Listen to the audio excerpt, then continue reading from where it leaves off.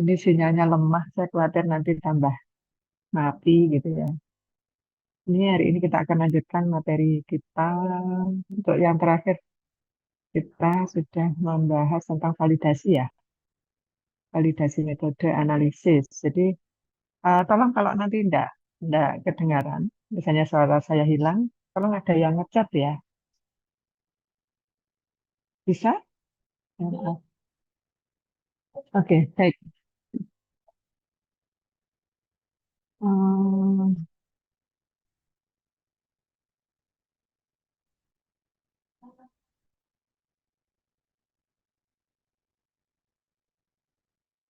ya, jadi kemarin kita sudah bahas tentang tahapan memvalidasi suatu metode.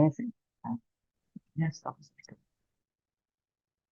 Hmm,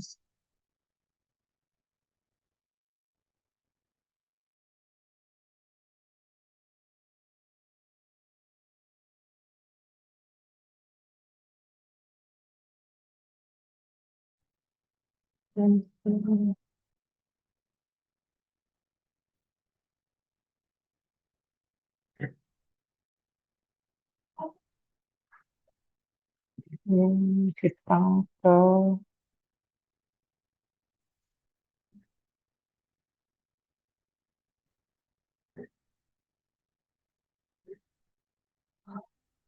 ya, jadi tahapan untuk pembuatan satu. Jadi begini, kalau misalnya kemarin kita sudah bahas tentang kalibrasi, ya, kemudian ada overhaul, kemudian ada standarisasi, kemudian ada validasi. Jadi kalau validasi ini ditujukan untuk metode-metode yang baru dikembangkan atau metode yang baru. Jadi kalau misalnya kalian sudah mengikuti perkuliahan kimia spektrometri dan elektrometri, di sana kalau misalnya kita mau analisis logam itu menggunakan AMS, gitu ya. Kalau kita misalnya mau pengen analisis logam kadar logam CD di piring bermotif misalnya, ya agar warnanya lebih metalik, ya kelihatan warna apa motifnya itu metalik, maka di sana umumnya terkandung CD atau PP. Demikian juga untuk kalau sekian waktu yang lalu kita dengar ya ada apa namanya lipstick ya, lipstick yang dicampur atau yang di dalamnya itu ada kandungan logam beratnya, itu memang tujuan utamanya adalah untuk membuat agar lipstick tersebut apa, berwarna lebih kuat gitu ya, mengkilap gitu ya, sebagai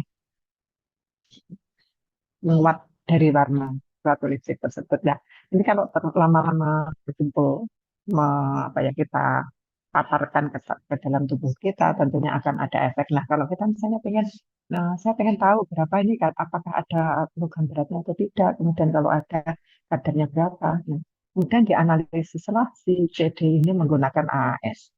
Kalau seperti itu berarti bukan pengembangan metode, sehingga apa? Sehingga alat yang digunakan itu cukup distandarisasi, kemudian metode tersebut dikalibrasi, sudah cukup. Ya, dan umumnya alat-alat mengalami perlakuan seperti itu, atau metode yang mengalami perlakuan seperti itu adalah metode-metode yang sudah rutin digunakan untuk menganalisis. Jadi, misal kalau mau analisis ini, uji forensik gitu ya, di lab forensiknya Polda Jatim misal, di sana mau menguji tentang darah gitu ya. Ini ada suatu kejahatan, kemudian ditengarai bahwa ini ada percikan darah, ini adalah darah si A atau si B atau C. Mereka melakukan uji itu, maka akan menggunakan instrumen yang ya sudah setiap harinya digunakan untuk mengukur itu. Atau mungkin tentang perkosaan, tentang perkosaan di sana mau ngecek gitu ya, apakah betul ini misalnya rondir ini adalah sperma dari si A atau si B atau si C, maka ada suatu alat yang digunakan itu. Kalau seperti itu, berarti tidak perlu melakukan validasi. Nah, contoh yang perlu validasi yang seperti apa gitu. Misalnya analisis simultan campuran logam berat menggunakan voltametri. Selama voltametri itu belum dibakukan sebagai metode yang ada instrumen baku untuk analisis logam, itu perlu dilakukan validasi. Meyakinkan pengguna bahwa metode ini memang bisa digunakan dengan hasil yang valid. Nah, itu diperlukan suatu validasi. Nah, jadi yang pertama adalah pengembangan metode, kemudian memvalidasi metode, kemudian mengaplikasikan metode itu untuk sampai real. Setelah itu diumumkan, gitu ya, diumumkan atau disampaikan gitu ya ke khalayak pengguna bahwa metode ini telah baku, gitu ya. Jadi misalnya tadi seperti tadi menentukan kadar Fe misalnya, mesti. Nah, apa yang digunakan? Oh, menentukan kadar besi di dalam air sumur misalnya menggunakan reaksi ortofenantrolin dan instrumennya adalah spektrofotometri, UV visible misalnya. Ya sudah, itu dianggap sebagai metode yang baku untuk penentuan Fe. Nah, siapa yang membakukan? Jadi kalau sekarang kalian mengenal ada AOAC, ada SNI ya, SNI apa standar pengukuran yang lainnya, misalnya di Balai POM mereka mempunyai satu standar khusus atau satu metode yang khusus dan metode itu sudah dianggap baku, atau mungkin di bidang kesehatan misal untuk penentuan kadar gula darah, kemudian kolesterol darah gitu ya. Kalau di dunia medis, di bidang medis menggunakan spektrofotometri dengan baik menggunakan reaksi kimia maupun enzimatis, ya itu metode itu sudah dianggap baku. Nah, kalau kemudian di lab kimia analitik dikembangkan suatu metode atau dikembangkan suatu sensor ya, sensor elektrometri untuk mendeteksi gula darah atau kolesterol atau mungkin kreatinin gitu ya, menggunakan voltametri, maka harus dilakukan validasi dulu terhadap metode ini yang dikembangkan ini. Kemudian nanti akan dibandingkan. Dibandingkan terhadap apa? Bisa dibandingkan terhadap metode yang dianggap baku di bidang medis atau dibandingkan menggunakan SRM gitu ya, standar reference material. Jadi suatu material yang di sana sudah ada labelnya, kandungannya apa saja. Dan itu sudah eh, dianggap apa ya, dipercaya atau distandarisasi oleh minimal 5 lab internasional yang terakreditasi internasional. Ya, misalnya SRM serum darah, SRM air laut, gitu ya. SRM batuan apa, dan seterusnya itu ada SRM-nya. Nah, kemarin jadi kalau kita memilih suatu metode, apa toh kriteria yang kita ini? Kenapa kok saya memilih spektro? Kenapa saya memilih AS? Kenapa saya memilih potensiometri? Kenapa pakai HPLC mungkin atau mungkin GCMS gitu ya? Dipisahkan dulu dengan GC, kemudian dilanjutkan dengan MS, atau mungkin tandem antara HPLC dengan AS mungkin gitu, atau mungkin voltametri. Nah, apa alasannya? Tentu kita memiliki persyaratan-persyaratan atau tujuan-tujuan gitu ya. Jadi kalau tujuannya saya pengen penentuan kadar ini apa ya, menggunakan metode ini diperoleh data yang akurat. Misalnya, maunya tepat, harus akurat. Kenapa? Begitu dia melenceng sedikit, misalnya kalau kolesterol, kadar kolesterol misalnya eh, 100 gitu ya. Mungkin orang kalau kadarnya 120 masih oke lah. Jadi kalau misalnya kadarnya di 100, terus salah diagnosa atau salah data pengukuran, kemudian ditemukannya misalnya 120, mungkin masih oke. Gitu ya. Tetapi bagaimana kalau kreatinin? Kreatinin ini adalah salah satu indikator fungsi ginjal. Ya, jadi kalau kadar kreatinin darah itu misalnya 2,6 misalnya, itu sudah menandakan bahwa 2,6 miligram per desiliter ya, miligram per 100 mili gitu ya, itu sudah menandakan bahwa ginjal kita tidak baik-baik saja. Jadi 2,6. Jadi kalau kita salah diagnosa, salah apa? Salah hasil ya, tidak akurat, datanya tidak akurat. Kemudian harusnya ini sebenarnya 2,8 terus dilaporkan 2 gitu ya. 2 cuma 2. Kita masih belum aware gitu. Kita masih masih 2 kok, masih aman gitu misalnya. Itu bahaya sekali. Maka dengan demikian maka ketepatan atau akurasi menjadi hal utama. Atau mungkin saya pengennya yang selektif gitu. Ya, misalnya menggunakan elektroda selektif ion gitu ya, atau mungkin menggunakan voltametri kan bisa menentukan kadar secara simultan kan, misalnya analitnya 5, puncaknya ada 5 gitu. Nah, bagaimana apa yang harus saya perhatikan gitu. Kalau foto harus jelas lah, dia terlihat apa, praktis ya mungkin kayak sensitif ya, mungkin dia akurat, dia juga teliti lah. Bagaimana dengan selektivitas? Selektif enggak? Elektroda yang digunakan ini selektif apa enggak? Apakah dia hanya mengukur apa? Mengukur kolesterol atau kolesterol plus glukosa darah gitu. Ya, jadi kalau misalnya kita menggunakan spektrofotometri UV visible untuk penentuan kadar gula darah gitu ya, maka banyak ya diganggu oleh senyawa-senyawa lain yang memiliki gugus fungsi yang bisa dioksidasi. Ini kan bahaya sekali. Jadi kita sebenarnya gula darahnya itu cuma 100 gitu ya, atau 120, terdeteksinya misalnya 300 sekian. Sehingga orang disebut bahwa dia, oh ini kayaknya tanda-tanda atau indikator bahwa kena diabetes gitu. Udah diet, gitu. Nggak minum, nggak makan gula, nggak ini. Ternyata salah diagnosa. Karena dalam hal ini selektif yang diperlukan. Atau mungkin praktis. Dari segi praktisnya aja, kalau dulu, kalau kalian tahu pH meter itu, kan bentuknya segitu besarnya gitu ya, pH meter. Kemudian kalau misalnya kalian pengen tahu tentang apa ya, pH dari ini tempat untuk budidaya udang. Berarti jalan dari tambak satu ke tambak yang lain. Kalau mau mengukur pH saja harus membawa pH meter, tidak praktis gitu. Jadi sekarang ada pH meter yang portable yang bentuknya seperti ballpoint gitu ya. Selain dia bisa untuk mengukur pH, sekaligus dia bisa juga untuk mengukur oksigen terlarut. Ya, jadi seperti itu ya.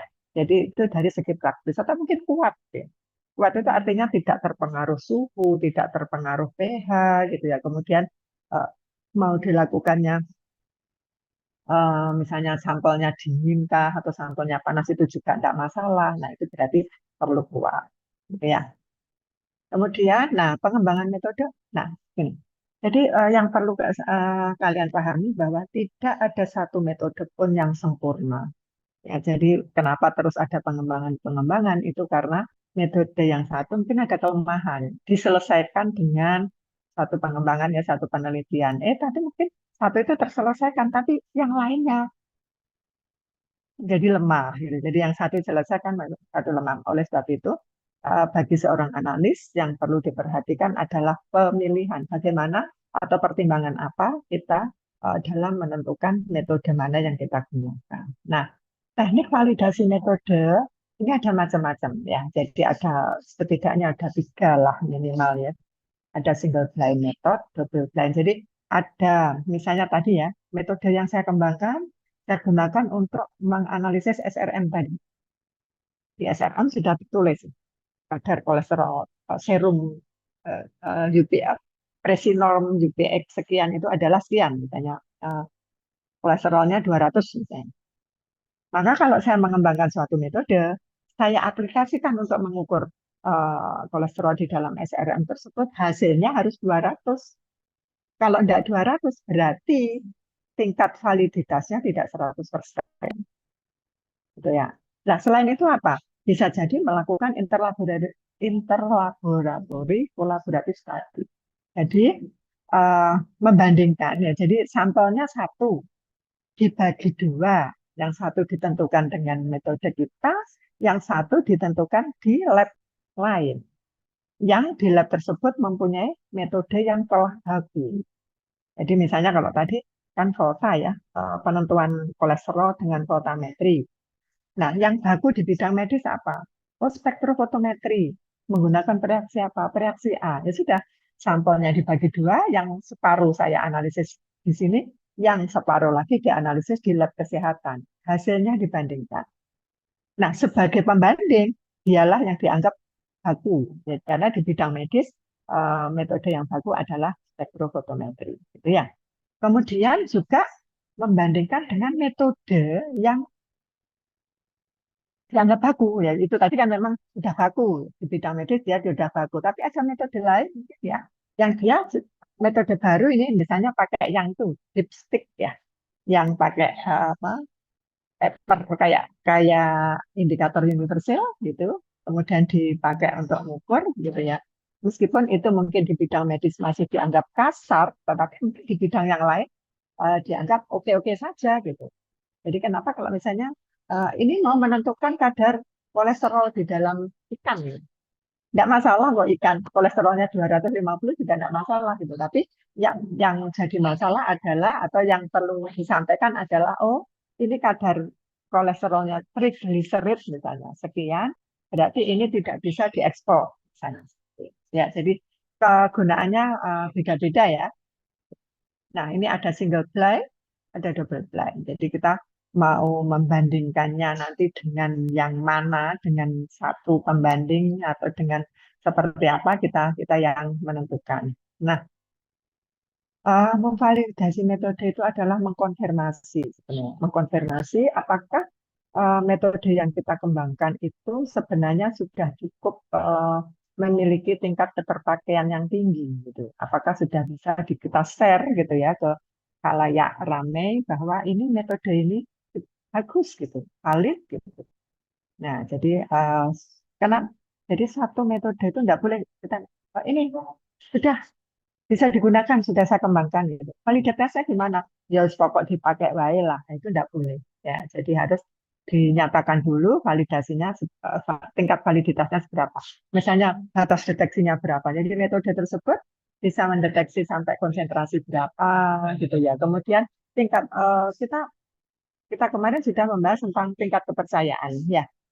Jadi kita ingin memastikan bahwa pengguna ini percaya 100% bahwa metode yang kita kembangkan adalah bagus. Nah, apa ya benar gitu? Benar-benar kita dari 100 responden kita berharap dari 100-nya itu percaya gitu ya.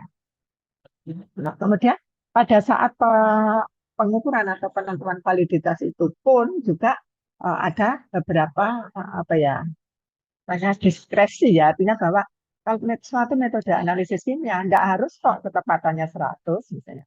Menyimpang 55% juga nggak apa-apa misalnya untuk suatu kimia analitik ya.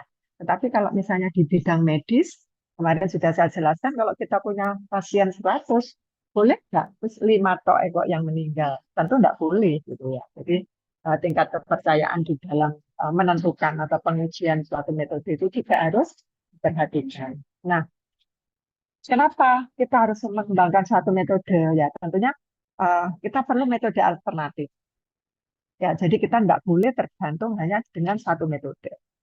Ya, jadi oleh sebab itu perlu dilakukan pengembangan metode. Jadi di luar dari penyelesaian kekurangan-kekurangan yang ada, maka yang perlu ya, kegunaan lain dari suatu pengembangan metode ini adalah untuk menemukan metode alternatif yang mungkin lebih cocok. Jadi kalau misalnya tadi penentuan kadar kreatinin, gitu, kadar kreatinin di dalam darah, kemudian kalau metode yang kita gunakan itu memiliki limit deteksi sebesar 5 miligram per desiliter, sementara maksimum kadar kreatinin darah ya orang sehat itu 2,6 miligram per desiliter, ya nggak kepakai akhirnya metodenya.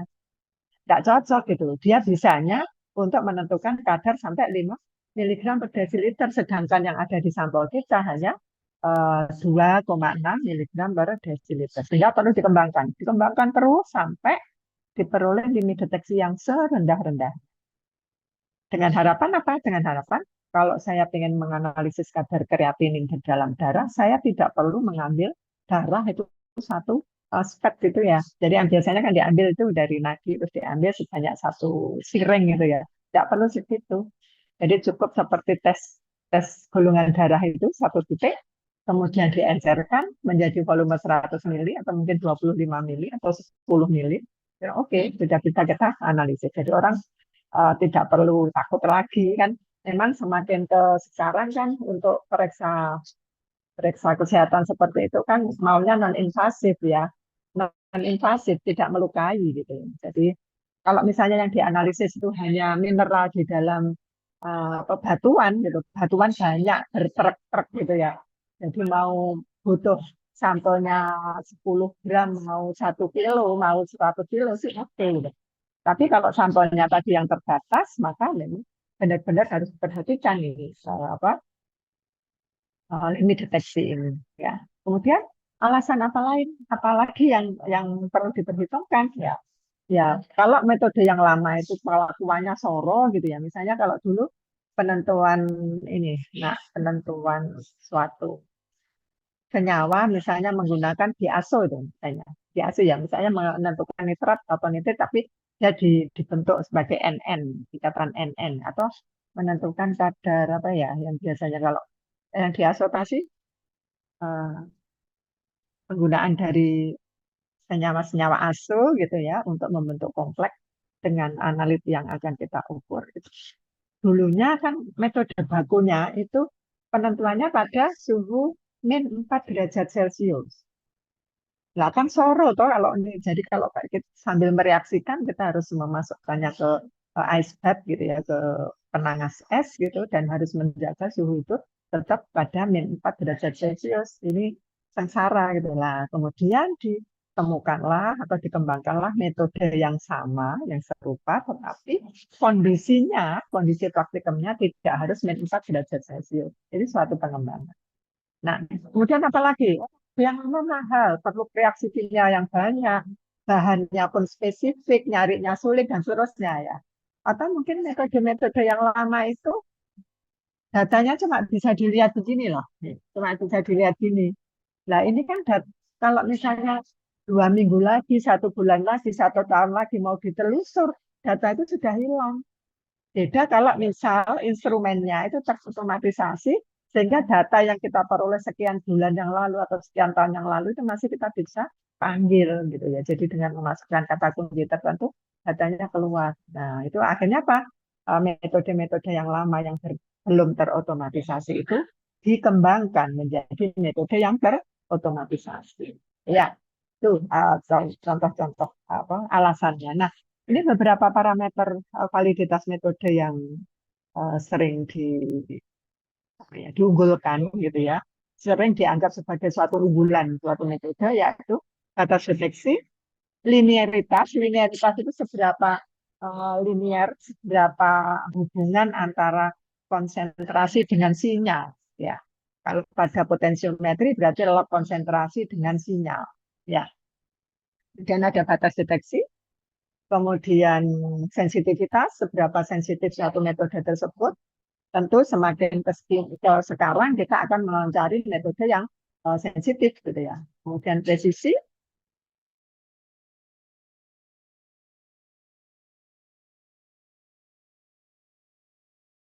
ini nah, kembali lagi bahwa kita sulit sekali memperoleh kesekian semua ini 1, 2, 3, 4, 5, 6, 7. Yang ke-7-7-nya itu bagus, itu sulit. Ya, jadi mungkin ada yang batas deteksinya rendah, sensitivitasnya tinggi, ternyata tidak selektif, gitu ya. Ada yang sensitif, kemudian akurat, ternyata limit deteksinya masih tinggi, gitu. Nah, seperti itu. Terus itu saya sampaikan bahwa tidak ada satu metode yang sempurna yang harus diketahui oleh analis bahwa memilih metode yang paling tepat di antara metode baku yang telah ada. Nah, ini ya. Sekarang bagaimana cara kita memastikan bahwa metode kita itu valid gitu ya. Yang pertama adalah tentang seberapa linear hubungan antara konsentrasi dengan sinyal. Ya, ini bisa dilakukan secara penghitungan menggunakan kurva standar ya, yang Y sama dengan A plus BX. Nah, jadi dibuat kurva hubungan antara X berupa konsentrasi dan Y yaitu sinyal, kemudian diukur gitu ya seberapa dia linear. Nah, dalam kasus Y sama dengan A plus BX, jadi B-nya ini slope-nya ini menyatakan sensitivitas dari suatu metode tersebut. Nah, jadi B-nya ini merupakan sensitivitas, jadi B ini kan slope ya, Y per X ya. Jadi seberapa besar perubahan sinyal yang diakibatkan oleh satu satuan konsentrasi sampel. Oleh begitu, kenapa dia disebut sebagai apa namanya indikator sensitivitas. Ya. Jadi ini misalnya dia sama dengan 1,9 plus 1,9 X plus 1,5 misalnya. Jadi dia sensitivitasnya berapa? Sensitivitasnya adalah 1,9 mikromolar, maaf, 1,9 nanoampere per mikromolar. Ya, karena slot itu adalah Y per E kan, tangan Alvaro sama dengan Y per E. Sehingga seberapa dia berubah sinyal uh, pada satu satuan konsentrasi tertentu.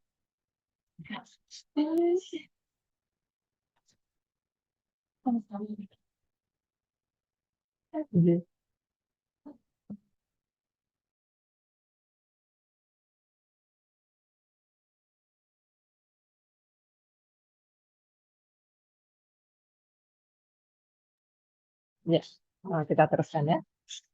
Kemudian ini yang standar adisi. Ya, jadi konsentrasi. Ada sampel, sampel ya satu deret sampel. Sampelnya sama dibagi menjadi 5 wadah gitu ya. Labu ukur, 5 labu ukur. Kemudian dengan diisi dengan volume yang sama, misalnya di labu ukur 1, 2, 3, 4, 5 ini diisi dengan 10 mili, 10 mili, 10 mili, kemudian baru di spike, ya, diadisi dengan larutan standarnya. Kita mau analisis kolesterol darah gitu. Berarti apa yang kita cairkan, apa yang kita injekkan? Yang kita injekkan adalah kolesterol standar. Jadi larutan standar kolesterol. Ya. Nah, ukuran tentang linearitas, seberapa linear ini? Jadi seberapa banyak titik yang berada pada garis ini, maka dinyatakan sebagai nilai R, yang nilainya dapat dihitung melalui R-nya Bu, R yang bagus itu berapa? R yang bagus itu 1. Apakah harus 1? Tidak. Terus berapa boleh menyimpangkannya? Kalau 0,9 bagus enggak? Kalau 0,8 bagus enggak? Ataukah harus 0,99? Kalian boleh menghitung dengan menguji dengan T, T hitung dan T tabel. Ya, jadi T hitung adalah R, harga mutlak R, ya, 0,9 misalnya, kali akar N-2. N itu adalah jumlah data. Halo? Nah, ada yang mau komentar? Ya, jadi R kali akar N-2 per akar 1-R². Nah, jika dihitung nilainya lebih besar dari T tabel, maka H0 ditolak. Kalian masih ingat ya, H0 kan tidak ada hubungan, tidak ada pengaruh, gitu kan? Jadi kalau H0-nya ditolak, berarti dia ada hubungan, ada pengaruh, gitu ya. Jadi kalau T hitungnya lebih besar dari T tabel, maka H0-nya ditolak. Gitu ya. Jadi artinya bahwa linearitasnya bagus. Jadi kalau di tatap muka kesekian saya pernah menyampaikan bahwa eh, kalau teman-teman SKM gitu ya, SKM itu sebenarnya ilmu eksak atau sosial sih gitu misalnya. Ya teman-teman yang mempelajari status sosial atau yang mempelajari gizi ya, tentang status gizi anak-anak misalnya. Adakah kaitan antara misalnya anak-anak yang suka minum susu gitu ya dengan status gizinya? Kemudian diuji kan, diuji ternyata R-nya cuma 0,8 gitu. Kenapa? Karena memang benar-benar status gizi tidak hanya ditentukan oleh minum susu gitu. Ada faktor lain gitu yang mempengaruhi. Dengan demikian kita tidak bisa berharap bahwa nanti R-nya harus 1, tidak bisa. Demikian juga kalau misalnya apakah ada hubungan antara jabatan seseorang dengan gaya hidup nih. Benar-benar tidak bisa dibandingkan, benar-benar tidak bisa diukur gitu ya. Kalau sudah terbiasa dengan penampilan sederhana, meskipun dia jadi istri presiden, jadi tetap sederhana. Nah, dengan demikian R-nya itu jadinya tidak satu. Bahkan kalau mungkin pernah saya contohkan, bagaimana hubungan antara penurunan dan doli dengan taraf hidup atau penghasilan pendapatan orang-orang yang ada di jarak misalnya. Di jarak-jarak itu mana ya? Jarak itu. Tahu, kalian tahu jarak? Yang Bang Doli itu loh. Kupang, Putat ya, misalnya daerah sana. Oh, ternyata enggak ada. Meskipun Bang Doli itu ditutup, ternyata orang-orang masih bisa bekerja di sektor lain gitu. Seperti itu. Nah, gitu ya. Jadi, nah apa sebenarnya yang mempengaruhi R ini? Yang mempengaruhi apa? Jadi kalau Kalian pernah menggunakan spektro kan ya? Spektro kan mestinya kalau dia mengikuti hukum Lambert-Beer, maka A, absorbansi itu sama dengan A, B, C, atau E, B, C. Sudah, tidak akan ada intercept. Ya, cuma ada slope saja. Ya, tapi nyatanya pada saat kita mengukur sederetan larutan standar, mulai konsentrasi misalnya 1, 2, 3, 4, 5 ppm ya, kemudian kita ukur, kemudian kita buat slot antara konsentrasi dan absorbansi, ternyata muncul intercept. Padahal kan harusnya tidak ada, intercept itu harusnya nol. Nah, seberapa boleh intercept ini ada? Seberapa boleh? Dan kan dia harusnya nol. Harusnya kan pada saat konsentrasi nol, ya sinyalnya harusnya nilainya nol. Itu kan blanko ya. Kalau blanko kan berarti tidak ada analis. Harusnya juga absorbansinya nol. Nah, seberapa boleh dia ada intercept? Nah, itu nanti hubungan antara apa, intercept dan slope ya. Jadi jangan sampai interceptnya lebih besar dari slope. Ya, jadi seperti ini. Nah, sebelumnya ini ya. Jadi misalnya ini kan interceptnya 1,5, slope-nya 1,9. Artinya apa? Setiap perubahan satu satuan konsentrasi berubah sinyal atau menambah sinyal atau mengurangi sinyal sebanyak 1,9 nanoampere. Gitu. Nah, kemudian ternyata serapan blankonya ini serapan blanko ya untuk X0 untuk X0 ini kan serapan blanko, no tidak ada analisnya, tapi dia punya serapan. Nah, nilai ini jangan sampai lebih besar dari ini. Kalau dia lebih besar dari ini, berarti artinya tanpa ada analis pun dia memiliki serapan yang lebih besar dari nilai sensitivitasnya. Ya, kita kembali. Nah, kemudian ada tentang ini.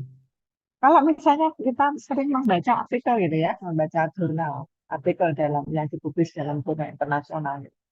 Eh, Kalian mungkin pernah mendapati atau menemui ada dua rentang linear.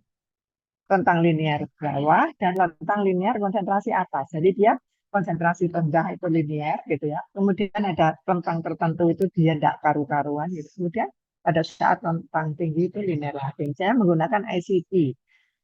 Kalau volta jelas dia masih di konsentrasi rendah.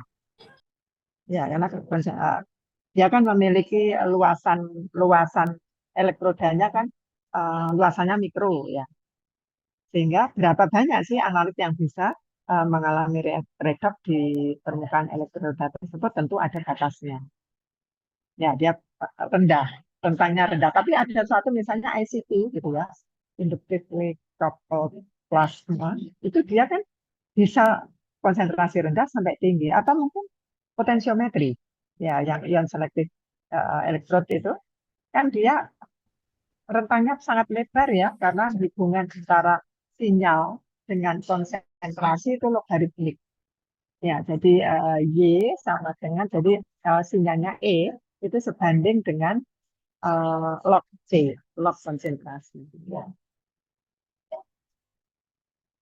Kemudian outlier. Jadi mungkin kalian pernah gitu ya, pernah mengalami atau melakukan gitu ya. Jadi kita punya data banyak gitu ya, data kita ada 30. Gitu. Terus kalian beberapa dibuang. Atau kalau saya mengulang, kalau kalian titrasi kan tiga kali ya, melakukannya 3 kali, kemudian kan terus di rata-rata apa itu volumenya. Nah, ternyata ada satu itu yang berbeda gitu loh, yang menyimpang gitu. Kan kita cenderung membuang begitu saja tuh. Nah, ini untuk metode yang sensitif ya, metode yang memiliki rentang konsentrasi rendah itu nggak boleh begitu saja membuang. Kenapa? Nanti secara akurasi, secara nilai presisi itu ada rentangnya. Jadi untuk konsentrasi rendah itu akurasinya bisa selebar ini. Kalau konsentrasinya lebih tinggi, dia lebih sempit. Konsentrasinya lebih tinggi, lebih sempit. Seperti kalau kalian misalnya ngambil ini ya, disuruh ambil satu ikan. Dari mana? Dari kolam pancing misalnya. Konsentrasinya rendah kan, jadi kolamnya kolam besar, ya, kolam uner gitu ya. Kemudian di sana cuma ada 100 ikan. Untuk menentukan satu ikan dengan tangan kosong, itu tentu sangat kecil kemungkinannya. Beda kalau disuruh ambillah satu ikan di dalam ember, ya ember yang volumenya mungkin cuma 5 liter, akan lebih gampang. Sementara ikannya 100 gitu, akan lebih gampang menentukan. Apalagi kalau konsentrasinya lebih rendah lagi, jadi dalam volume tertentu apa, barangnya gitu ya, atau partikelnya atau materinya lebih banyak, dia akan lebih lebih mudah untuk menentukan untuk menemukan. Dengan demikian, untuk konsentrasi rendah itu tingkat kesalahannya boleh lebih lebar. Ya, jadi kalau kalian mungkin pernah dengar tabel Horwitz ya, tabel Horwitz di sana tabelnya bentuknya trumpet, trumpet jadi menganga. Ya, jadi kalau konsentrasinya rendah, ya konsentrasinya rendah kan seperti itu tahu menganga. Jadi kalau dia konsentrasinya rendah, maka uh, rentang kesalahannya boleh lebar. Kalau konsentrasinya tinggi, dia sempit. Gitu ya. Jadi itu, nah, kita kenal outlier. Jadi tidak semua data yang kita ambil dari satu kelompok data itu boleh kita dengan semudah itu kita buang. Jadi suatu contoh ini ya, jadi misalnya ada data, ya, jadi dia 4 kali replikasi terhadap larutan yang sama, maka diperoleh data seperti ini. Ini kan kita gemes ya, gemes ini kayaknya 0,4 ini ada 0,3. Ingin dibuang kan, kecenderungan kita seperti itu tuh. Bahkan kalau literasi gitu, ayo ndang segera lapor itu. Sebentar Bu, saya ulang sekali lagi. Nanti yang menyimpang jauh tak buang. Nah, padahal bisa jadi justru yang betul yang dibuang. Kan? Nah, ini maka kita harus uji outlier. Ya, apakah benar 0,38 ini boleh dibuang? Maka ujinya gimana? Ya, jadi outliernya adalah ini ada nilai yang kita curigai, dikurangi nilai yang terdekat dengan dia, per nilai yang tertinggi dikurangi yang terrendah. Jadi kalau yang kita curigai tadi 0,38, nilai yang terdekat dengan dia mana? Oh, ternyata 0,401. Jadi 0,38 dikurangi 0,401 dibagi nilai tertinggi dikurangi yang terendah. Tertingginya adalah 0,10, yang terendahnya 0,38. Sehingga Q-nya 0,7. Setelah dilihat kita tabel, jadi ada di tabelnya ya, 0,8. Nah, nilai kita akan lebih rendah, lebih besar daripada dihitung. Jadi data yang dicurigai tidak boleh dibuang. Jadi kalau misalnya nanti kita mau hitung rata-rata, kemudian pasti di sana ada deviasi, ya sudah harus seperti itu. Makanya kalau kita sering melihat kurva, kurva standar itu kan ini bukan titik ya, ya bukan titik seperti itu, tetapi ada garis. Oh, mungkin salah. Jadi seperti ini modelnya. Nah, seperti ini.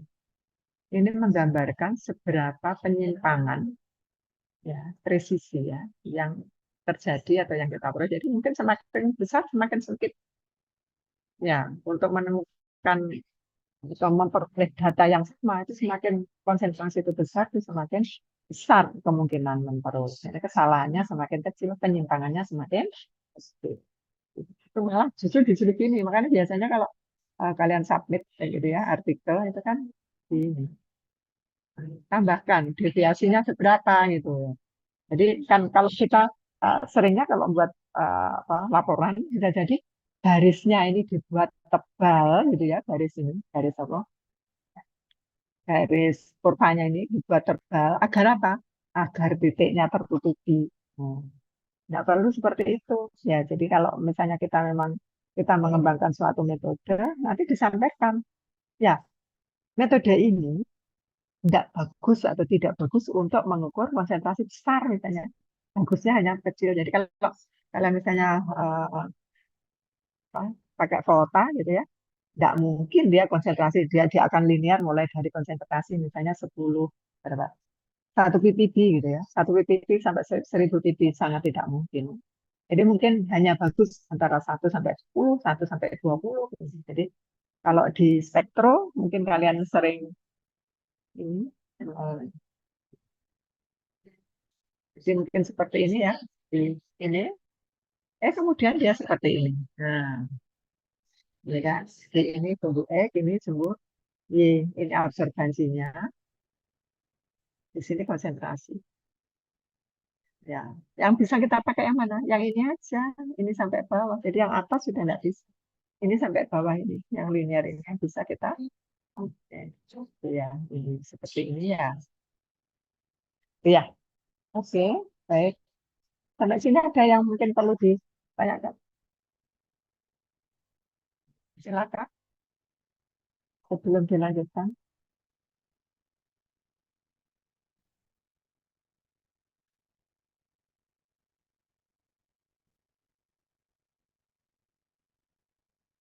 Ada, silakan.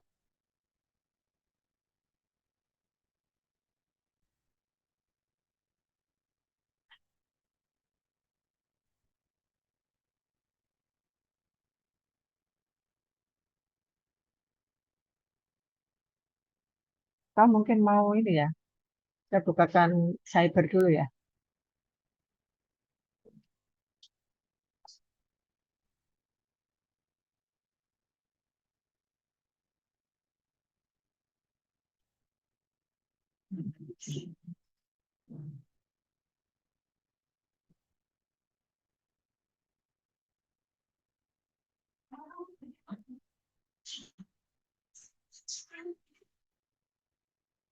Satu.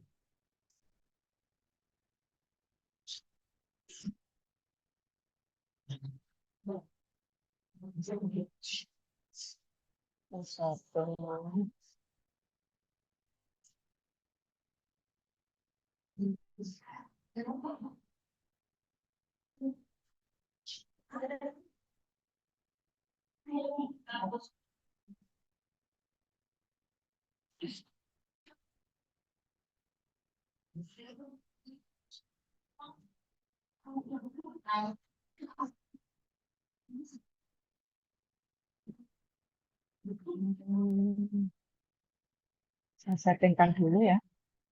Ditambah.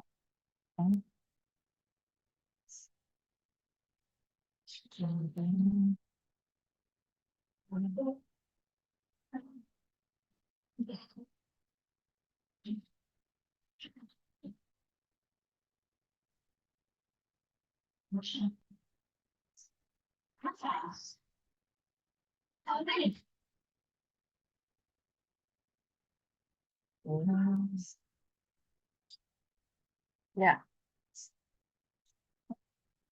terus saya.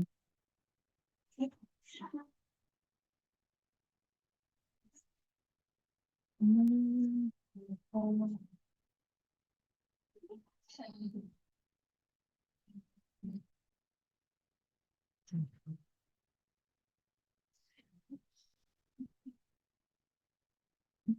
Yes.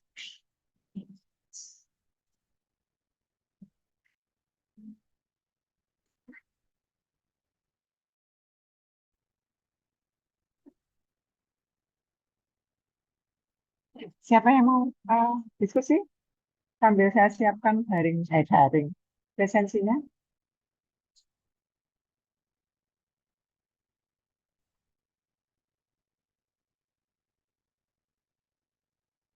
Kalian masih join atau sudah tidak join? Masih, Tidak Bu. join, tidak join, tidak bisa jawab, Bu. Gitu jawabannya ya. Nah, saya yakin masih join.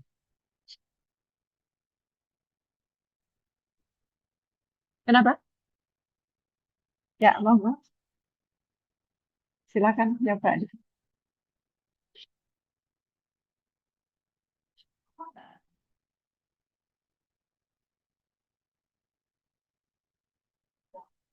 Ada yang menggunakan satu device?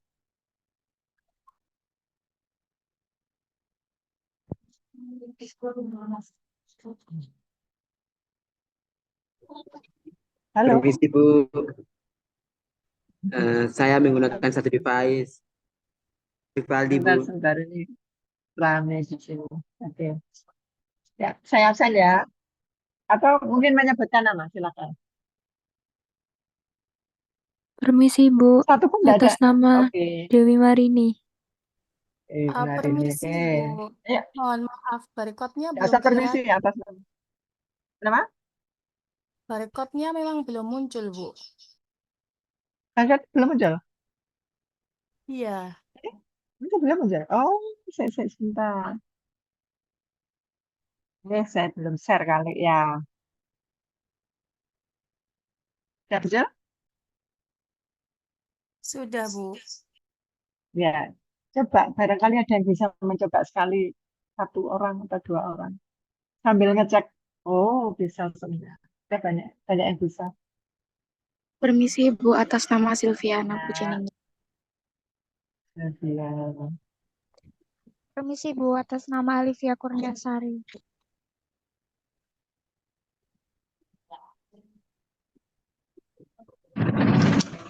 Bu, atas nama Dimas Aditya Pratama, Bu. Nggak bisa absen. Sudah. Ada lagi? Misi Bu atas nama Terima Muhammad kasih, Bu. Wahid.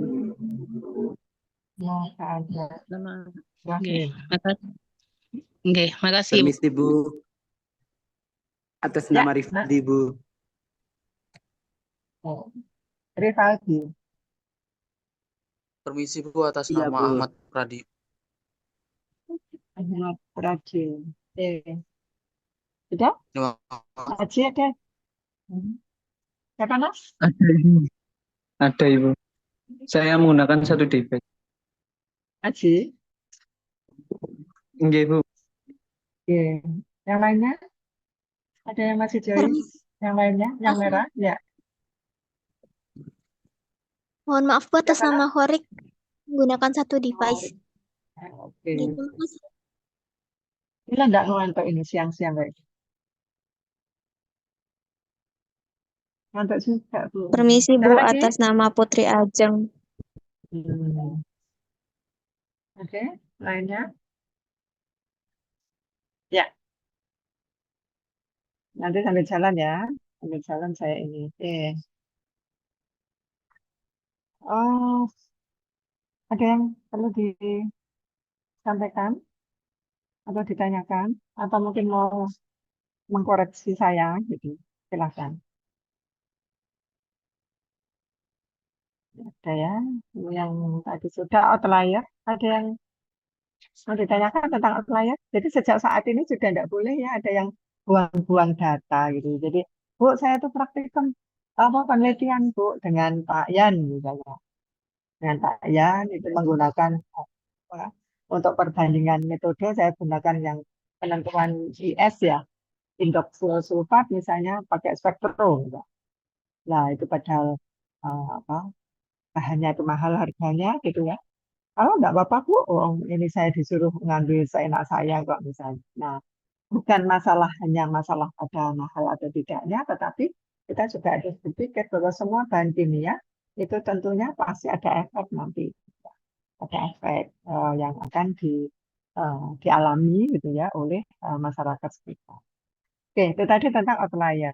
Nah, sekarang tentang limit deteksi.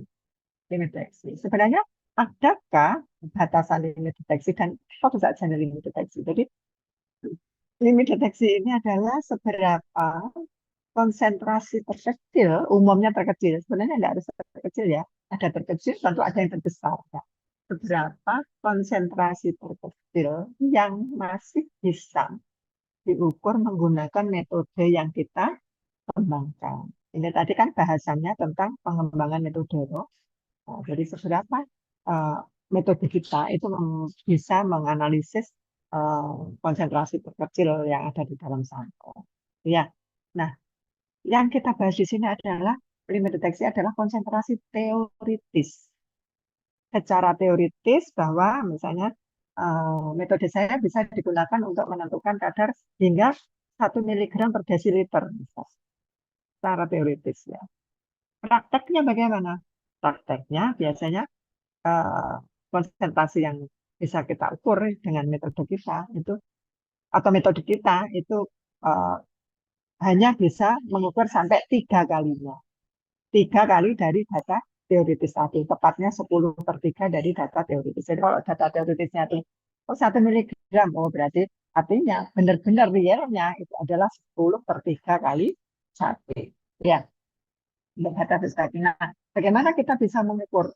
Kita menggunakan rumus yang mana kita kalau mengukur batas deteksi secara eh, teoritis tadi, gitu ya. Jadi ada dua teori. Yang pertama yaitu dengan metode Blanco. Ya, jadi sebenarnya limit deteksi itu dinyatakan dengan ya, atau sinyal ini dianggap sebagai sinyal sampel jika tinggi sinyalnya sekian kali tinggi sinyal larutan Blanco. Itu metode yang kita harus mengukur Blanco gitu ya. Kita harus membuat sederetan Blanco baru kemudian kita. Nah, cara teoritis yang lain yaitu dengan ini menggunakan kurva standar. Jadi kita memiliki misal tadi sudah ada kurva standar ya, data kurva standar yang tadi yang di atas yang di slide sebelumnya tadi itu. Nah, itu digunakan untuk mengukur LOD ini. Bagaimana caranya? Nah, ada rumusnya ya. YLOD serapan. LOD kan tadi konsentrasi terendah. YLOD adalah serapan atau sinyal dari konsentrasi terendah. Ya, jadi YLOD sama dengan Y Blanco plus 3 simpangan dari Blanco. Nah, simpangan dari Blanco ini secara teoritis itu dihitung menggunakan rumus seperti kalau kita menghitung rumus SD, deviasi standar, standar deviasi. Ya, S sama dengan SDL sama dengan akar sigma YI min Y topi. YI min Y topi. Ingat ya, ini Y topi ya.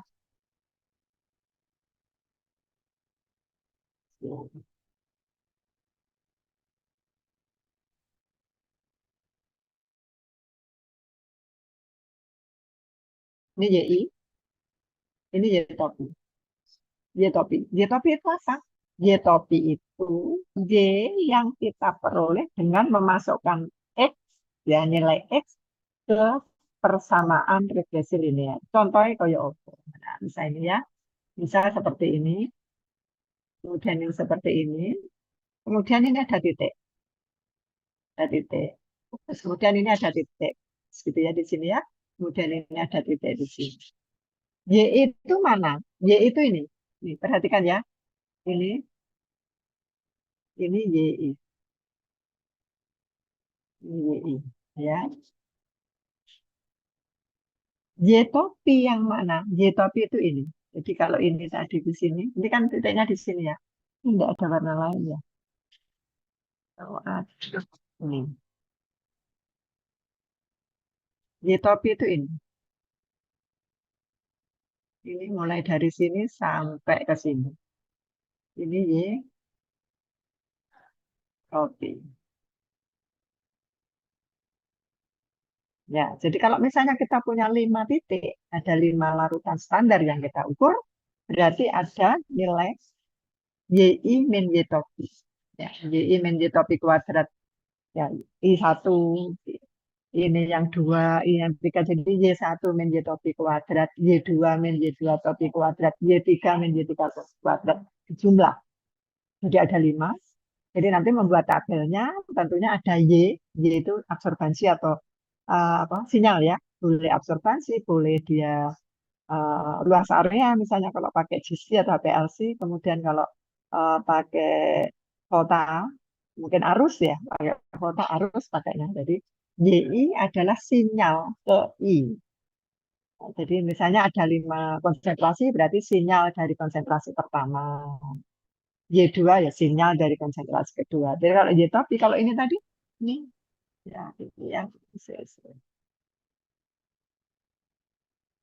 ini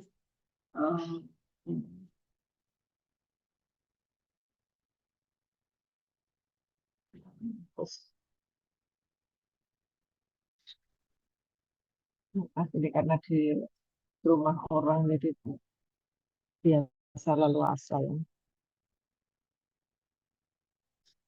Betul.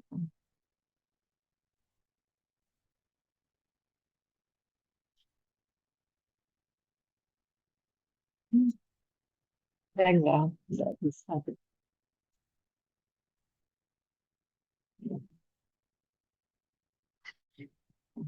Kemudian ada yang kedua.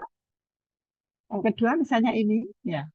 Berarti Y2-nya ini, Y2-nya itu dari sumbu atau dari kurva ini ke sumbu X. Ini Y2. Y topi yang kedua mana? Dari titik ini ke sumbu X. Nah, untuk yang ketiga ini gimana? Berarti untuk yang ketiga, antara YI dan Y topinya sama. Ya, YI dan Y topinya sama. Kenapa? Karena dia nempel pada kurva. Kalau yang ini gimana? Berarti YI-nya itu mulai dari ini, mulai dari merah ini ke bawah.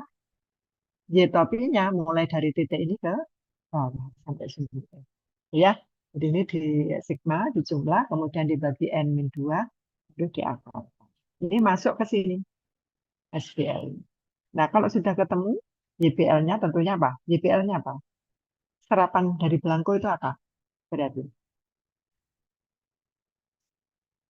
Kalau kita punya seperti ini, kalian enggak ya?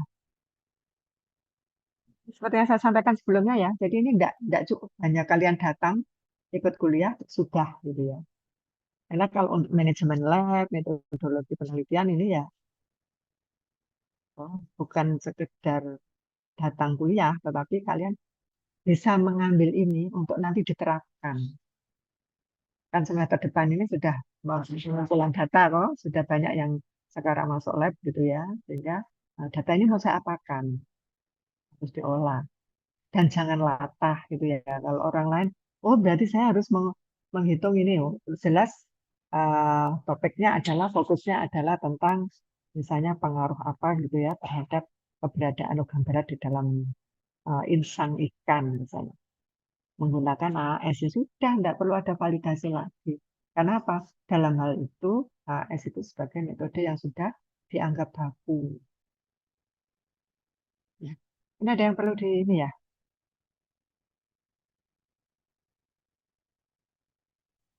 Ada yang perlu dipanggil kayaknya ya. Coba Alivia. Alivia masih ada?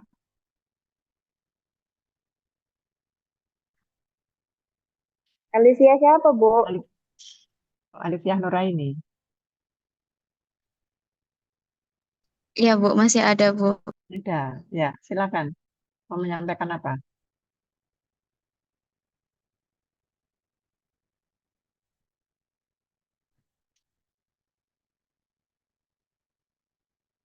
Tidak ada yang mau disampaikan, Bu. Ya, disampaikan. Sudah paham atau tidak tahu apa yang mau disampaikan? Insya Allah sudah sepertinya, Ibu. Sudah paham. Oke. Nah, kalau di sini ada YBL, Y blanco ya, Y blanco. Di dalam persamaan regresi ini, Y blanco-nya kalian ambil, kamu ambil dari mana, Mbak? Dalam persamaan. Ini sudah saya kurang tahu. Di dalam satu persamaan ini, misalnya persamaannya adalah Y sama dengan A plus BX. Berarti Y blanco-nya yang mana? Y blanco adalah serapan atau sinyal larutan blanko. Sinyal larutan blanko. Berarti yang mana? A. Ya. A itu apa? Intercept kurvanya. Intercept. Ya, intercept. Jadi dia diperoleh dari intercept dari suatu kurva kalibrasi.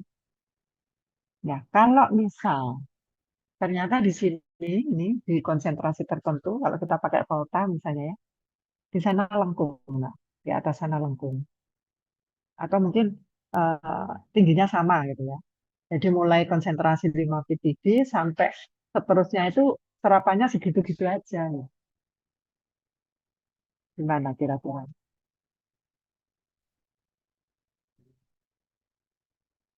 Yang lainnya, Dewanti?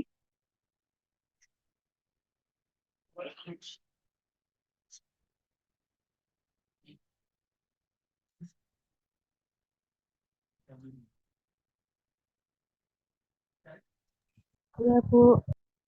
Ya, kalau misalnya lengkung, Mbak, kalau di atas ini lengkung atau datar gitu ya, di atas ini, di atas ini, kan nggak bisa ini terkendala. Saya klik nggak bisa pindah. Jadi misalnya ini lengkung gitu. Kira-kira kalian tentukan persamaan regresinya dari mana ke mana. Apakah yang lengkung itu juga diikutkan? Gitu. Karena kita perlu paham, kita perlu satu suara, satu pendapat gitu ya. Misalnya kalau analisis menggunakan spektrum, kan ada batasan kan itu ya. Kalau analisis menggunakan spektrum, absorbansi yang boleh kita pakai yang berapa sampai berapa? Kalau spektrum 0,2 sampai Dalam 0,8. 0,2 sampai 0,8. Ya, kenapa demikian? Gitu ya. Jadi kalau kita lihat kurva persen kesalahannya, gitu ya. Jadi kurang dari 0,2 atau di atas 0,8 dia persen kesalahannya besar. Jadi artinya kalau misalnya, gimana Bu, kalau misalnya saya punya sampel absorbansinya cuma 0,15, ya nggak boleh dipakai, nggak boleh diukur menggunakan alat tersebut. Kalaupun terpaksa misalnya harus diukur karena tidak ada alat lain misalnya, maka kita harus siap bahwa ini memiliki kesalahan yang besar, penyimpangannya besar. Ya, jadi kalau nanti kalian punya data, sekali lagi data yang kalian tampilkan itu harus benar-benar data real ya. Jadi jangan ini dibuangi agar apa? Agar dia jadi lurus, agar dia jadi linear, tidak perlu. Ya, karena kalau kalian misalnya skripsi gitu ya, yang dinilai bukan apakah data kalian itu linear atau tidak. Yang dinilai bukan. Tapi kalau misalnya ada penyimpangan, bagaimana kalian bisa membahas, mengaitkan ya. Kira-kira penyebabnya apa? Ya, bukan seperti kalau kemarin-kemarin ya, kesalahan praktikum disebabkan oleh alatnya yang rusak. Kalau alatnya rusak itu dipakai. Ya, bukan terus kita menyalahkan alat gitu ya. Enggak. Jadi kemungkinan penyimpangan memang ada. Misalnya ada intervensi, misalnya kalau pakai potentiometric stripping analyzer gitu ya. Ya ada intervensi misalnya untuk penentuan logam berat. Kemudian di sana ada humus, gitu. Ada asam humat gitu ya. Maka dia akan membentuk kompleks dengan humat. Sehingga apa? Dia tidak dalam bentuk ion. Sementara kalau kita analisis misalnya dengan potentiometri, karena di sana ada reaksi redoks, maka harus bentuknya ion. Kalau bentuknya masih logam, ya bisa itu kalau menggunakan AAS. Dan kita tahu kalau kita analisis menggunakan AAS, larutannya harus jernih. Jadi tidak boleh ada larutan yang keruh. Kalau dia ada kompleks dengan humat, pasti dia ada partikel padat. Itu ya. Jadi itu sudah ke aplikasi ya. Jadi kalian mungkin sering sekali mahasiswa sering kali terlena karena apa? Datang itu tidak membawa topik gitu kalau mau skripsi. Karena judulnya kalian pasti mengejar dosen itu judulnya saya tertarik dengan bidang penelitiannya ibu, topik penelitiannya ibu atau bapak itu. Mau join. Tidak tahu sebenarnya apa yang mau teliti. Pokoknya, oh seneng. Kalau Pak Ganden seneng gitu. Kalau Bu Nani seneng gitu misalnya seperti itu. Bukan seperti itu. Ya kalian harus banyak membaca. Kalian harus tahu kira-kira arahnya mau kemana. Kalau misalnya mau masuk ke bahan alam ya, ke topik bahan alam, kalian harus memulai kapan. Gitu. Kalau mau masuk analitik, bisa memulai mungkin ini November, ini baru mulai proposal mungkin masih oke gitu. Tapi kalau bahan alam mungkin malah 1 semester sebelumnya sudah harus masuk gitu ya ke lingkup mereka karena penelitiannya berantai dan tidak esok jujuk gitu di akhir aja nanti tidak bisa. Jadi kalian harus tahu mulai dari samplingnya seperti apa, penanganan sampelnya seperti apa, kemudian penyimpanan sampelnya kalau ada penyimpanan sampel itu juga berpengaruh. Gitu ya, Dewanti. Siapa yang belum? Tinggal berapa ini? Hilang kalau semari absen ya. Oke. Nah, kalau spektrometri, misalnya kita mau pakai ICT, kita mau pakai AS, gitu ya, mau pakai spektrum. Ternyata spektrometri ini merumuskan sendiri ya, membuat rumusan sendiri untuk penentuan limit deteksi. Yang nilainya berapa? X atau limit deteksi, konsentrasi limit deteksi sama dengan 3 kali simpangan belangko per slope kurva kalibrasi. Nah, apa bedanya yang sebelumnya tadi? Kenapa yang sebelumnya tadi harus pakai Y tadi? YLOD sama dengan A plus 3 SBL, ngitung S blanco juga, Bu. Gitu. Kenapa enggak pakai yang belakangan ini tadi? Gitu. Nah, ada bedanya. Ya, kalau di sini, kalian harus benar-benar mengukur atau menyiapkan larutan blanko. Kalau yang sebelumnya ini, yang diukur SBL-nya itu bukan blanko, tetapi simpangan dari pengukuran konsentrasi. Mulai sama, kedua, tiga, empat. Misalnya larutan bakunya larutan standarnya ada 5 konsentrasi. Gitu. Jadi kita mengukur atau mengukur penyimpangan sinyal dari 5 konsentrasi tersebut. Untuk yang rumus yang ini simpangan dari blanko. Simpangan dari pengukuran sederetan larutan blanko. Jadi dibuat larutan blanko 1, 2, 3, 4, 5, 10 ya. Kemudian diukur sinyalnya, kemudian diukur simpangan bakunya. Ya, jadi benar-benar blanko. Jadi mau yang bagus yang mana, Bu? Kalian boleh pakai ini atau boleh pakai sebelumnya. Ya, untuk spektro kalian boleh pakai ini, rumus yang ini atau rumus yang sebelumnya tadi. Rumus yang sebelumnya tadi rumus universal. Ya, bisa dipakai untuk spektro, bisa dipakai untuk kromatografi, bisa dipakai untuk voltametri gitu ya. Semua pakai. Oke. Ini sensitivitas, tadi kita sudah bahas tentang sensitivitas, ya, dinyatakan dengan slope kurva tadi. Karena slope itu adalah kan kemiringan itu Y per X kan ya. Seberapa perubahan sinyal yang disebabkan oleh perubahan satu satuan konsentrasi. Jadi kalau dia kurvanya itu landai, gitu ya, berarti dia tidak sensitif. Bahkan tadi saya sebutkan bahwa bisa jadi justru slope-nya itu lebih kecil dibanding intercept. Tidak benar ya. Kalau di pengukuran menggunakan spektrum itu kan kadang kalian auto zero kan. Seperti kalau menggunakan analitik itu kan ditar gitu ya. Tidak akan ada masalah di analitik. Karena apa? Karena di timbangan kan ada masalah. Karena memang kita massa dari wadah itu dinolkan dulu. Massa wadah itu dinolkan sehingga berikutnya penambahan sampel, penambahan bahan, penambahan materi itu benar-benar yang terbaca itu adalah massa dari penambahan sampel tersebut. Beda dengan kalau kalian mengukur dengan spektro. Ya, pengukuran pertama diukur, observasi, yang kedua di auto zero dulu. Terus dari diukur di auto zero dulu, diukur gitu kan ya. Nah, namun demikian, meskipun sudah dilakukan auto zero, ia masih muncul intercept. Nah, padahal harusnya tidak boleh muncul intercept gitu ya. Ya beda dengan volta ya. Kalau volta kan kita tahu ada arus Faraday dan arus non Faraday ya. Masih ingat ya? Yang kita harapkan arus Faraday, arus yang ditimbulkan oleh reaksi redox dari analitikan, yang hubungannya nanti semakin banyak materi yang mengalami reaksi oksidasi atau mengalami reduksi, maka arusnya juga akan semakin besar. Ya, jadi kalau misalnya ini perubahannya konsentrasi itu 1 ppm, tetapi kenapa perubahan arusnya hanya 0,3 nanoampere misalnya? Ya berarti alat kita tidak, instrumen atau metode yang kita kembangkan tidak sensitif. Ya. Terus kita harus pilih yang mana itulah tadi ya. Jadi ada mungkin alat ini limit deteksinya kecil banget gitu. Kalau saya memilih atau yang saya utamakan adalah limit deteksi gitu ya, ya maka sensitivitas mau berapapun saya tidak peduli. Yang penting alat ini bisa mendeteksi sampai konsentrasi kecil. Kenapa demikian? Misal mau mengukur kadar etinil estradiol, gitu.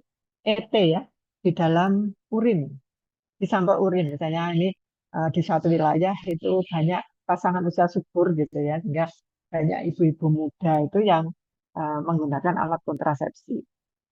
Gimana kalau limbah, ya, limbah dari urin tersebut itu ke perairan kemudian dikonsumsi oleh ikan, misalnya, ikannya bisa mandul misalnya. Nah, konsentrasinya pasti kecil sekali, pasti rendah sekali. Gitu ya. Nah, kalau konsentrasinya kecil, terus lini deteksinya tidak nutup gitu ya, alat-alat ini tidak mampu mendeteksi sampai konsentrasi tersebut misalnya. Gimana? Sama juga kalau kalian misalnya mengukur kadar logam berat gitu di perairan Sungai Minajeri atau Aikwa gitu ya di daerah mana di Papua di sekitarnya PT Freeport. Kalian sampaikan nihil, tidak ada logam beratnya. Mungkin kalau ini hanya kalian tulis gitu ya, ditulis di dalam satu artikel itu yang dipublish di jurnal. Oh, yang membaca itu orang Eropa atau orang mana tidak tahu, mereka tidak tahu privat, ya sudah dia nyatakan oh bagus perairan yang ada di Indonesia gitu ya. Tetapi kalau yang membaca kalian misalnya atau saya atau siapa orang yang tahu, tidak mungkin lah gitu ya kalau PT Freeport tidak melepas limbah logam berat ke lingkungan. Ya, jadi tidak boleh menyesatkan. Jadi seberapapun data yang kita angka yang kita peroleh, ya itu yang kita sajikan. Ya, tidak boleh dimanipulasi seperti tadi. Ini penyimpangannya rendah kok Bu gitu. Dan gimana tidak rendah yang data-data yang menyimpang kalian buangi misalnya. Ya, memang kalau misalnya tadi saya sampaikan untuk menemukan satu ikan gitu ya di Danau Uner gitu dengan tangan kosong.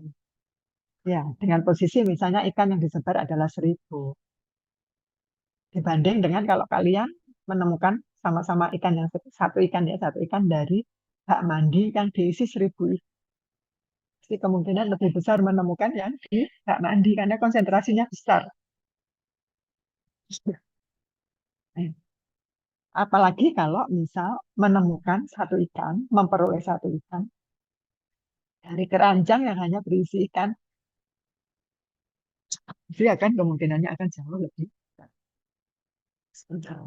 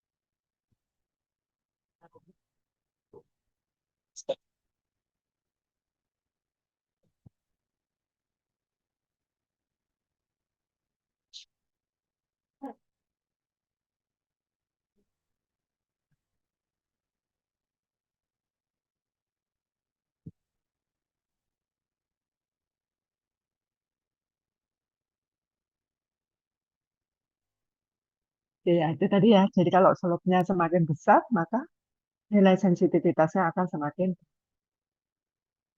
Kemudian berikutnya, nih, ah, kalau kita menggunakan alat ukur atau kita menggunakan metode voltammetri, di mana kalian tahu di sana kan ada elektroda kerja ya. Elektroda kerja yang ukurannya, yang dimensinya itu berbeda-beda. Jadi kalau kalian misalnya menggunakan elektrodanya adalah merkuri. Merkuri kita tahu, merkurinya ukurannya berapa? Bisa jadi ukurannya hanya 28 mikroliter. Ya, merkurinya ditaruh gitu ya, dituang di dalam satu kapiler, yang kapilernya sangat kecil, yang gimana kalau kita perintah ya, di programnya kita perintah untuk elektroda tersebut gantung, seperti kalau kita gantung ini nak apa larutan di guret. Sering dosennya bilang, jangan diteteskan satu tetes, Mak. 1/4 tetes saja. Itu kan berarti kan kita buat gantung, kemudian kita semprotkan seperti itu. Nah, jadi elektroda merkuri HMDE ya, hanging mercury drop electrode. Jadi dia elektrodanya gantung. Untuk apa? Jadi selama dia digantung di dalam larutan itu, analit yang ada di dalam larutan mengalami reaksi redox pada permukaan.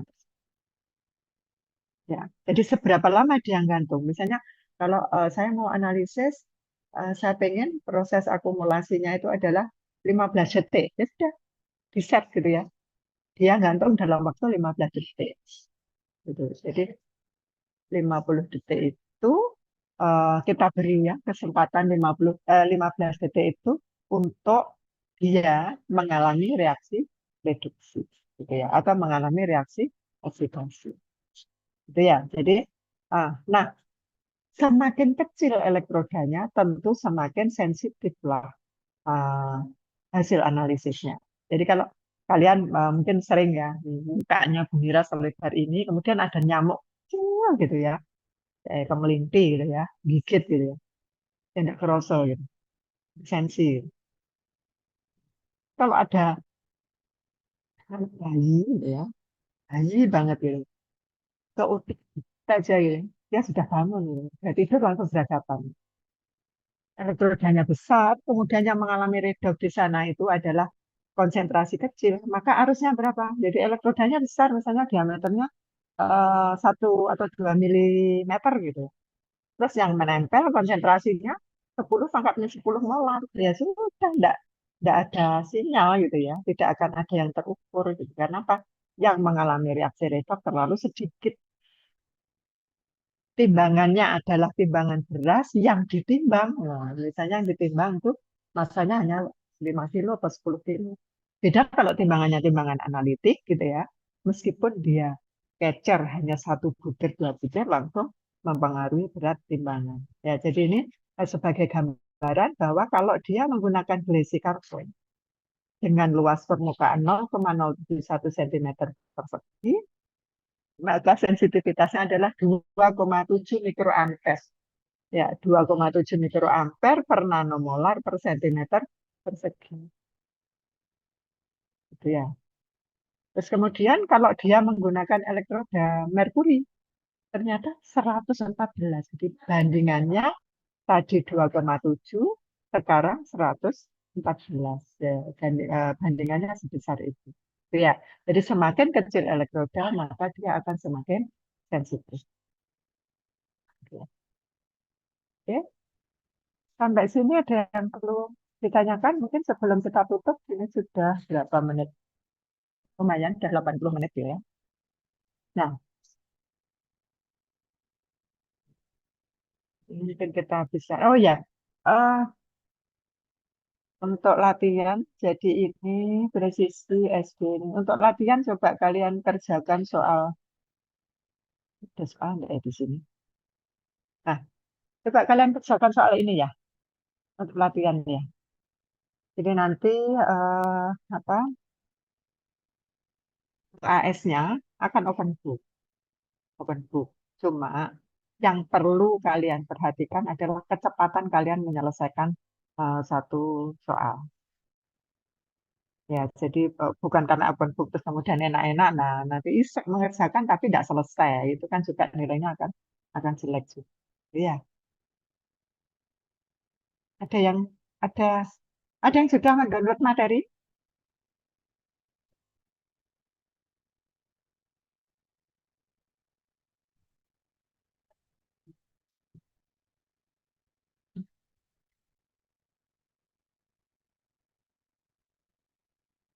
Ada yang ya. Jadi ini nanti kita bahas minggu depan ya. Ini kita bahas minggu depan. Saya minta kalian semua mengerjakan. Ya, semua mengerjakan untuk apa? Untuk latihan ujian. Ya, karena soalnya nanti ya tipe seperti ini.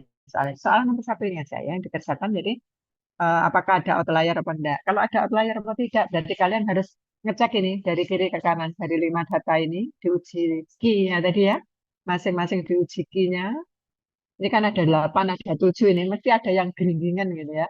Ada yang kedutan pengen membuang gitu, membuang data gitu. Coba nanti dicek apakah ini ada yang bisa dibuang atau tidak. Kalau tidak ada yang bisa dibuang, berarti harus dihitung semua ini harus dihitung harus diikutkan untuk menghitung standar deviasi. Ya, data outlier. Kemudian linearitas berarti setelah itu jadi ini nanti dibuat rata-rata ya di sini ya. Dibuat rata-rata di sini, average-nya ditarik di sini. Jadi nanti dibuat kurvanya hubungan antara konsentrasi dengan rata-rata. Konsentrasi dengan rata-rata, gitu ya. Jadi ada X1, X2, X3, X4, X5. Di sini ada Y1, Y2, Y3, Y4, Y5.